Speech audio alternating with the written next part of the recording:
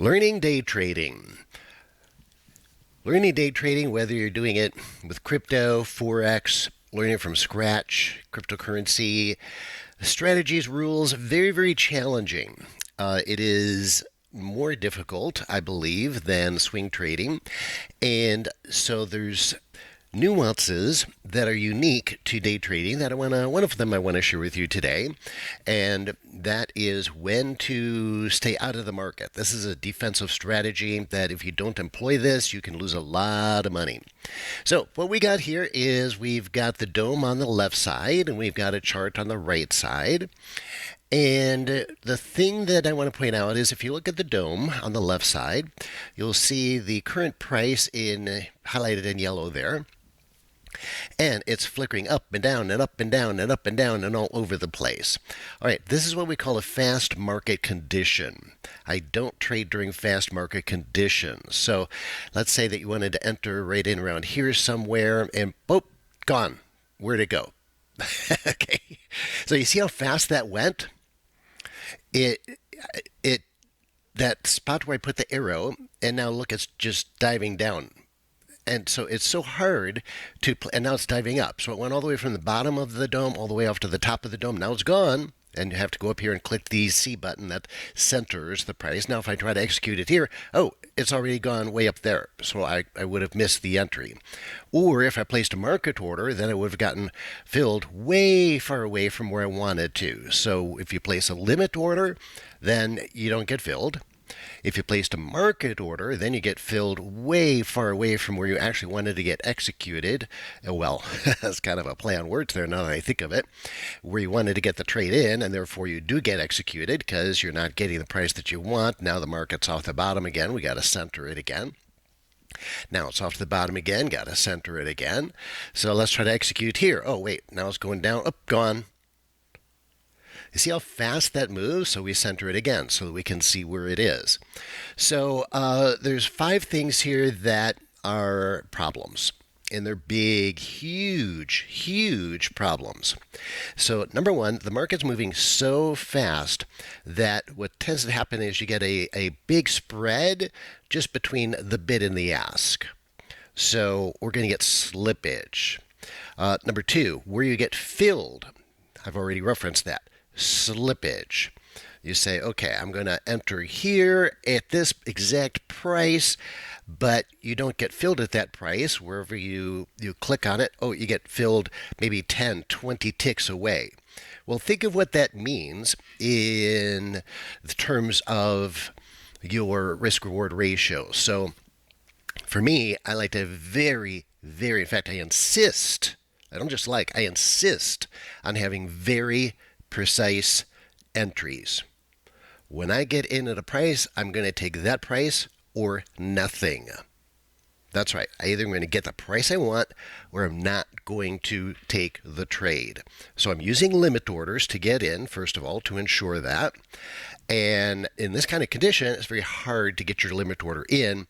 And even when you do, the market's moving so fast that then you could get stopped out.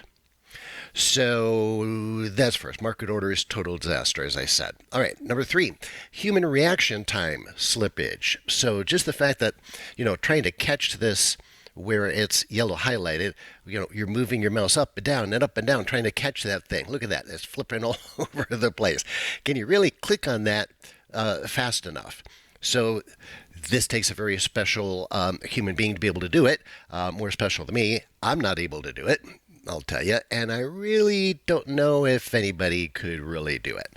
So the human reaction time is another problem here. It's another level of potential error.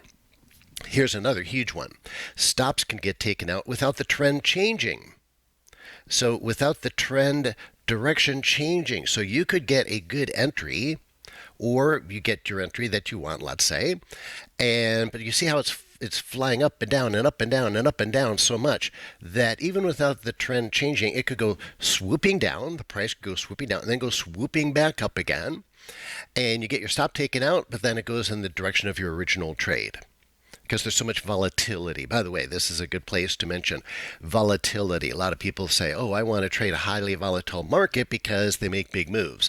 Yeah, they make big moves, but this particular type of volatility is not what you want, where there's so much action happening every millisecond, every split within a second. And there it goes again off the top of the range. Got to recenter. So getting your stops taken out is another one. And then now here's the fifth and final little tip here. Maybe I'll come up with something else, but these are the 5 that I wrote down to talk about today. Again, we call this a fast market condition. Now, fast market condition, you can't always tell by just looking at the chart. So that's why I've got the chart here. If you look at the chart, it's a pretty fast chart, 400 tick chart.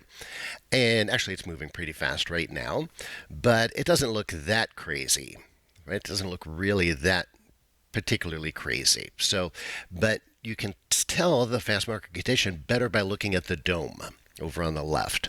That's where you can look at that. Boom, just jumps up and down and flying up and down and all over the place. And it's much easier to see that visually than it is on the chart.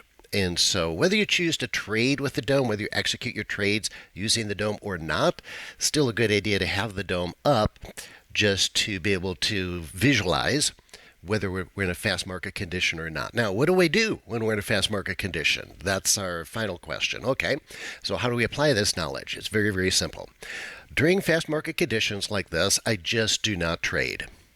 No way will I trade. I just wait until the market calms down. Because the market, boy, it's already got so many advantages, right? We come at it with a disadvantage where we're trading against smart money, we're trading against algos and quants and dark pools and high frequency traders. So for us as retail traders, we have a lot of disadvantages. And so I'm not going to allow the market to give me any more disadvantages than I already have, just by the nature of being in the market. So I'm not going, when there's times like this, during a fast market condition, where the odds are now even worse, stacked against me, just getting a decent fill, getting my stops run, bid-ask spreads, reaction time, all of these things are against me. Why would I trade? Why would I go into a market knowingly seeing that I have an extra disadvantage now? So best thing to do, just not trade. Wait for the market to calm down. Normally these kind of market conditions happen during some sort of news event or rumor or gossip. There's usually some sort of a catalyst, and then the market moves like this. So I just won't trade. I'll just wait for the markets to calm down, where the dome there, it slows down, and I'm able to get the exact price that I want, literally to the penny, to the pip, to the tick. That's the only time I will take a trade. I insist the market gives me the price that I want, and the tool that I use for that is my cycle indicator, which I give to my viewers for free. So if you're interested in that, go to indicatorwebinar.com, where I will give you that indicator. Actually, it's a modification of a common indicator already on your charts, but I modify the indicator, and then there's certain patterns I trade on it to find those precise, accurate entries to the penny, pip, or tick. And I teach you all of that in a little recorded webinar. It's about 45 minutes long, so you can watch it whenever's convenient for you. So if you like this kind of content, you want to get more of it, get notified when I come out with new content, please subscribe to the channel. And also feel free to type into the comments any comments or additions or extra information you have that you'd like to share with the community, or any questions that you have.